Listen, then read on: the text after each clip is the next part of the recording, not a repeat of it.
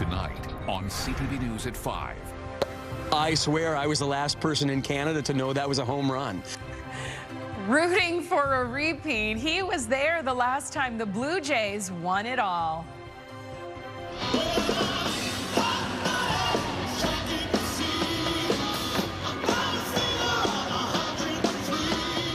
And rock royalty, a conversation with Foreigner before they take the stage at Scotiabank Centre. Partly cloudy and brisk tonight with some spotty showers expected this weekend. Live from the Maritimes News Center, this is CTV News at 5. Good evening and welcome to CTV News at 5. I'm Maria Peno-Palace. Thanks for joining us. First at 5 tonight, Major League memories. It's been more than 3 decades since the Toronto Blue Jays were last in the World Series. And tonight, ahead of Game 1, a Halifax man who CTV viewers will likely recognize says this year's run brings back some incredible memories. As CTV's Jesse Thomas reports, he was there when Joe Carter hit the historic home run in 1993 to win it all for the Jays. Hi, Jesse. Yeah, that's right, Maria. J.C. Douglas still has the moment on tape. He was sitting in the outfield corner that night in Toronto at the Sky Dome and says he'll never forget the roar of the crowd. When Joe Carter sent that pitch over the left field wall in Game 6 of the '93 World Series, Blue Jays are World Series champions! J.C. Douglas was there to see it fly, though he didn't immediately know it was a home run. I thought it just dropped in. It looked like a long single or double to me. Douglas still has that moment on tape, captured by his brother-in-law's mother on their home movie camera. From his seat in the outfield bleachers, he didn't see the ball go out. I thought it just dropped in. It looked like a long single or double to me. But Carter's drive cleared the fence, and amid the jubilation, Douglas noticed the scoreboard, and it hit him. It said 8-6. I thought, 2-run win? That was a home run! And everybody's like, yeah. These days, you'll find Douglas calling bingo Monday nights on CTV2, and when he called I-27 this week, he was ready. There you go, Vladdy Guerrero, I-27. He did it with his powder blue Vladdy Guerrero Jr. jersey, number 27 on his back. And back to that electric night in Toronto 32 years ago, as the Blue Jays beat the Philadelphia Phillies 8-6, fans poured onto the field in celebration. The winners and still world champions, the Toronto Blue Jays. Baseball fans in Halifax were celebrating too. It was a great game. I didn't think that home run couldn't happen to a better guy at the end of the game, though. I knew they were going to win. I always knew they were going to win. I couldn't even take the last inning. I was going nuts there. Now, 32 years later, the Jays find themselves back in the World Series, a long time in the making, but what a time to be a baseball fan in Canada. Although Douglas won't be in the stands this time, he'll follow every pitch from home. I was happy to pay $36 for a seat back in 1993. No kidding. For J.C. Douglas, it's more than just baseball. It's family, it's nostalgia, and a chance to make new baseball memories with another generation of Blue Jays fans. Maria? Thank you, Jesse. Thank you so much. CTV's Jesse Thomas for us in Dartmouth. And isn't that wonderful that JC has his little guy with him now, making those memories? A pretty exciting night for a lot of Blue Jays fans. And those of us who've jumped on the bandwagon too, Stephanie. CTV Stephanie Seiko's standing by. Hi there. Hi, Maria. I know you've got a look at the headlines for us too. Yes, that's right. The man who killed battle rapper Pat Stay has been sentenced to life in prison with no chance of parole for 17 years. A jury convicted Adam Drake of second-degree murder in June. Stay was stabbed to death at a Halifax bar in 2022. We'll have the latest on the sentencing tonight at 6. New Brunswick is banking on the nuclear expertise of Ontario to get its lone nuclear reactor back up and operating more consistently. But it's going to cost them. CTV's Laura Brown has more at 6. A warehouse full of American booze, close to $5 million worth, is slowly being sold off. The alcohol was pulled from the New Brunswick liquor store shelves after tariff threats by U.S. President Donald Trump. Since then, these products have been sent to this Salisbury depot. Coming up at 6, we'll show you the warehouse and speak to shoppers. Now with our first look at the forecast this evening, here's CTV meteorologist Kaylin Mitchell. Yeah, thank you, Stephanie. I don't have a true Blue Jays tie, but I thought this was pretty close. It's got some blue and some white on it, so this is going to be my Blue Jays tie for this evening. Taking a look at temperatures across the region right now, we've got a little bit of blue showing up on that map. It's mostly up around northern areas of New Brunswick, where temperatures are starting to cool off a little bit. They're headed down towards the low teens. Other parts of the Maritimes right now holding on to temperatures more around the mid-teens, sort of the range of 14 to 17 degrees.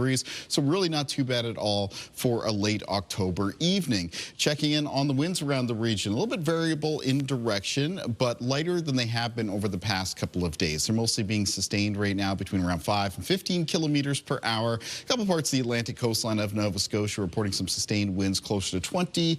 No real wind gusts to show you at this hour.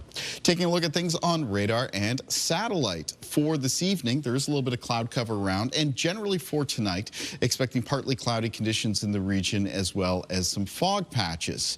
For the weekend ahead, we're going to be seeing some increasing cloudiness and a chance of some spotty or isolated showers. There is still a large area of high pressure that is sitting towards the west of us. It's over parts of Ontario, over parts of the Midwestern United States. It no longer looks like that high pressure system is going to get as far east as it was looking like it was going to over the past couple of days. That means that the shower chances have increased a little bit for the weekend forecast, and the rain and shower chances have come up for early next week. I'll talk more about the weekend and the start of next week when I'm back just a little bit later on. Maria. Thank you, Kaylin. Right now, time for our first break here. Still ahead, though, don't miss another keyword that could win you an 11-night adventure in Costa Rica. But first, Foreigner. Would you please welcome Foreigner? Katie Kelly is with the iconic band ahead of their show at the Scotiabank Centre tonight. We're face-to-face with Foreigner. Next. Celebrate the outstanding class of 2025. The Nova Scotia Sport Hall of Fame induction ceremony takes place Saturday, November 8th at 7 p.m. at the Lighthouse Arts Centre in Halifax. Visit nsshf.com to purchase tickets. It's a night of rock nostalgia in Halifax. Foreigner takes the stage at the Scotiabank Centre, joined by Canadian rockers 5440. CTV's Katie Kelly is there as fans get ready to sing along to some of the biggest hits of the 80s. Hi, Katie. Hello, Maria. I'm backstage with the band. I'm so excited to welcome them here to Halifax. They've been in St. John's, Sydney, and now here in Halifax. This is an extra special show for one reason in particular. This gentleman next to me, Jordy Brown, you may recognize him if you live on the East Coast because he is an East Coaster himself and going to be performing with the band tonight. So Jordy, congratulations. This is exciting. It's so exciting. It's so exciting. We've been waiting for a long time for tonight. Yeah, absolutely. Would you mind introducing the band for me? This is Luis Maldonado, lead singer of Foreigner, Woo! Jeff Pilson, music director and bassist, and then lead guitarist Bruce Watson. Awesome. Best dressed. Best dressed for sure. Well, we are so excited to have all of you here, not just our Maritimer. It's so great to see all you guys.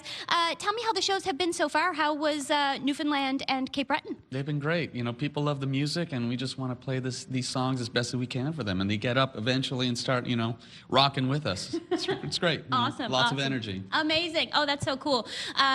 For you, playing on the East Coast, especially to kick off this tour, because this isn't a one-night thing. You're playing all these shows. You're touring with this band. How's it been?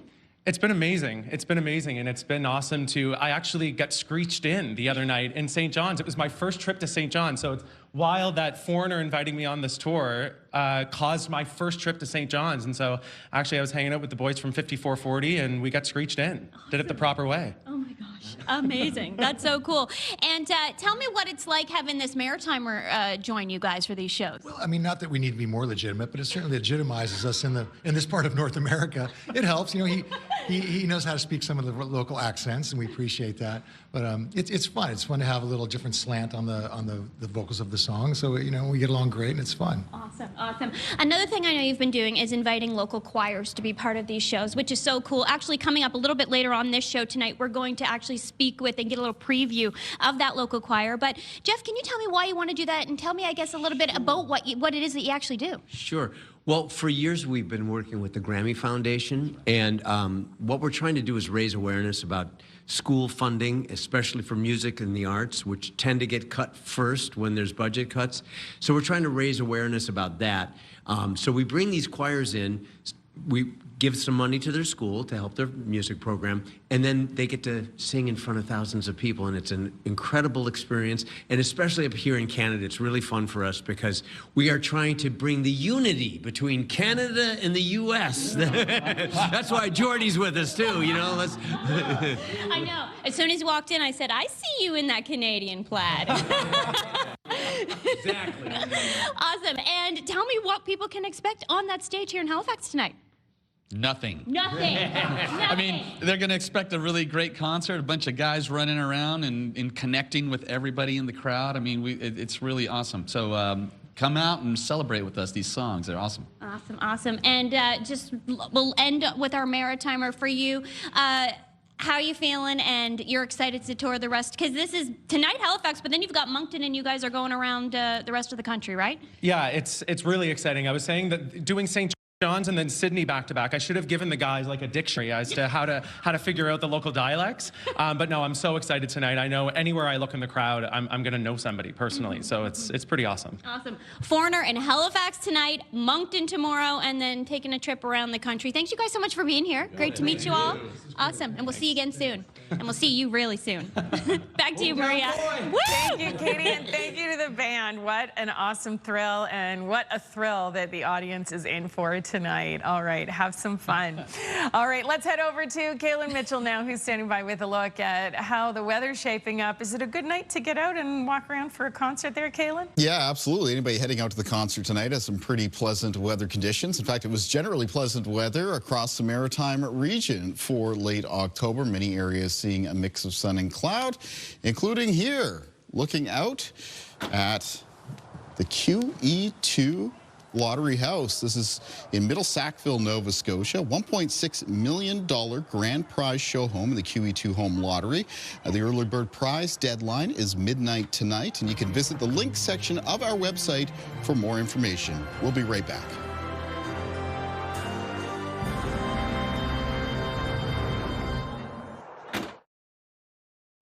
Welcome back. CTV has teamed up with CAA Atlantic and Colette for our Costa Rica is Calling contest. We are giving away an unforgettable 11-night tour for two of beautiful Costa Rica. The winner will explore San Jose, hop aboard a riverboat for a jungle crocodile safari and bird watching excursion, and choose from a ziplining adventure or volcano lava field hike. Each weeknight from now until October 31st, we'll give you a keyword. Once you have it, head to ctvatlantic.ca and follow the contest prompts or scan the QR code on your screen right now. You can enter once per keyword, and the winner will be announced on November 7th. All right, tonight's keyword is paradise. Take that, plug it in, and good luck, everybody. All right, Kaylin Mitchell standing by with a look at how things are shaping up this weekend. Hi there, Kaylin. Hey there, Maria. So as we were talking about, very pleasant October evening ahead for the Maritimes. It was a very nice day today for many parts of the region, looking at a beautiful view here of the Sackville River. And this is in Bedford, Nova Scotia. We, of course, know for the river systems around the region, we still need more rain, even if after a couple of rounds moved through this week.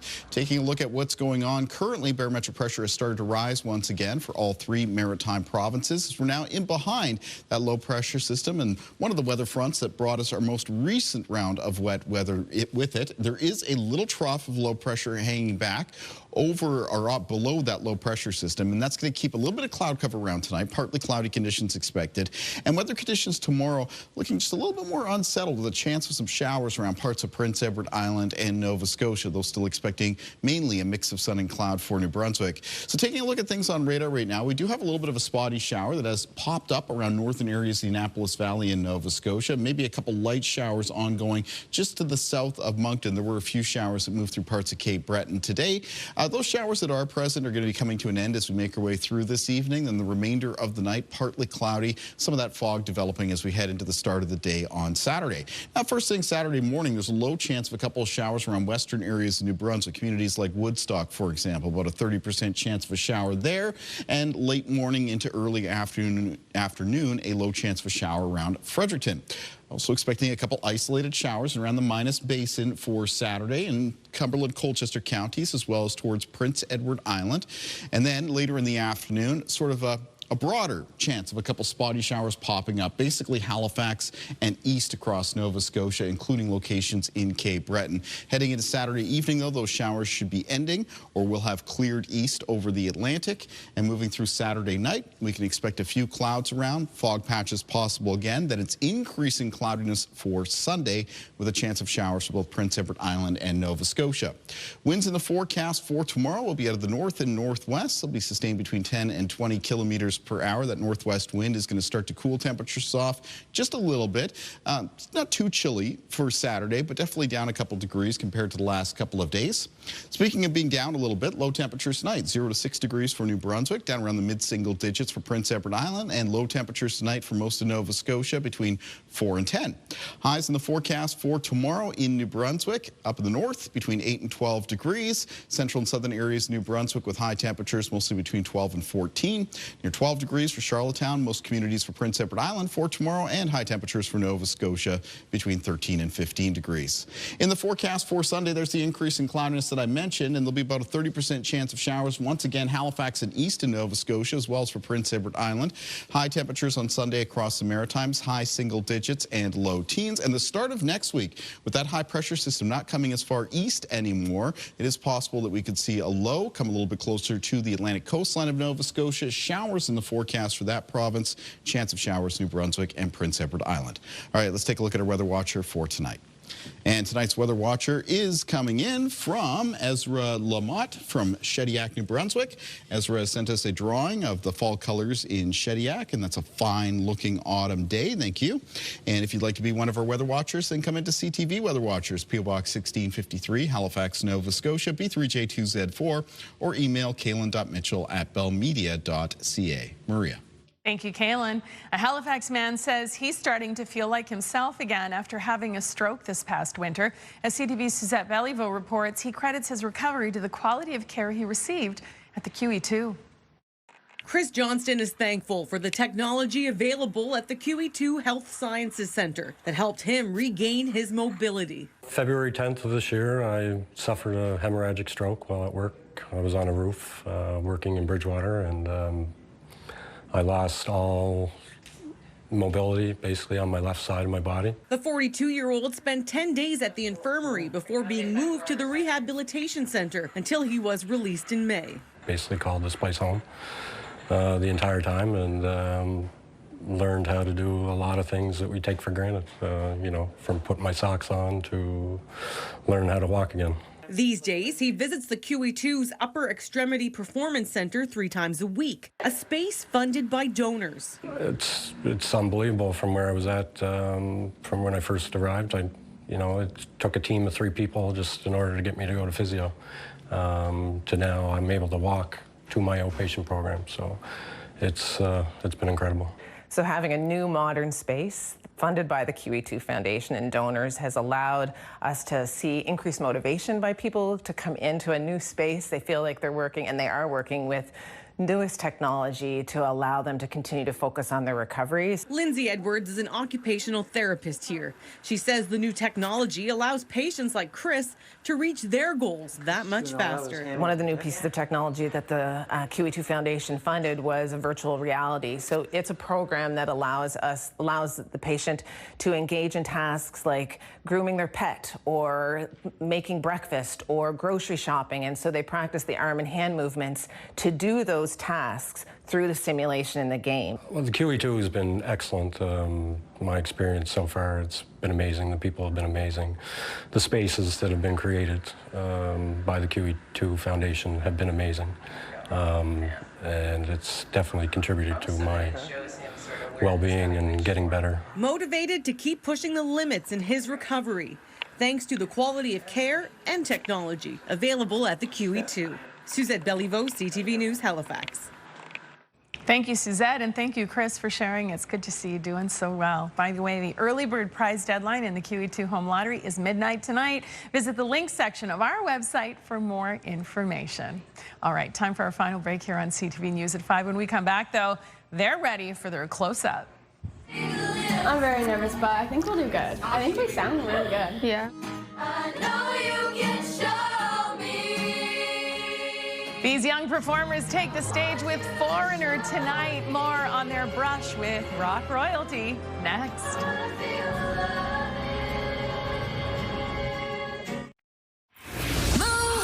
Mornings with Aaron and Peter. 60 seconds, 10 questions. If you can pull that off, you're going to win $1 grand. Join us every weekday at 7 a.m. for the $1,000 minute. Welcome back. A Nova Scotia choir is ready to rock with Foreigner after winning a contest to back the band up during their performance of I Want to Know What Love Is tonight. CTV's Mike Lamb met with the talented youth who can't wait to share the Scotiabank stage with the legendary band. From the top.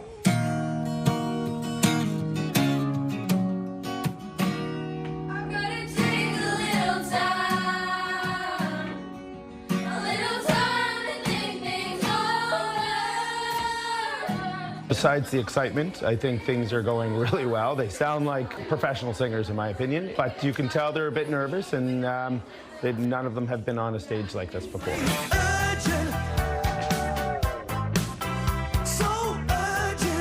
We're going to meet at Scotiabank Centre, probably do a little sound check, and then I think just shake in our seats until we go on stage. We're really looking forward to it.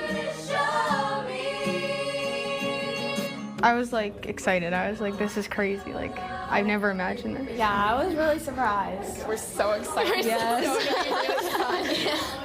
Yeah, I've like listened to this song since I was like 6, so I'm really excited. My mom yelled, she like, oh my gosh. And my dad like literally is jumping for joy. I mean, it's a lot of people. I'm very nervous, but I think we'll do good. I think we sound really good. Yeah. I know you can show me. I got some good info from the Foreigner people, and they're just kind of reiterating the procedures, what happens, and to tell the kids to have lots of fun, because it's going to be a moment to remember. Awesome. A moment to remember for you guys, but also for the audience. If you're in that crowd tonight, you're gonna enjoy the whole experience, I'm sure. It's going to be a great show. Coming up at 6, more in the extended forecast, plus an update on Tropical Storm Melissa as it continues to make its way through the Caribbean. Have a great weekend, everybody. Thanks for watching. CTV News at 5 returns on Monday. National News is next.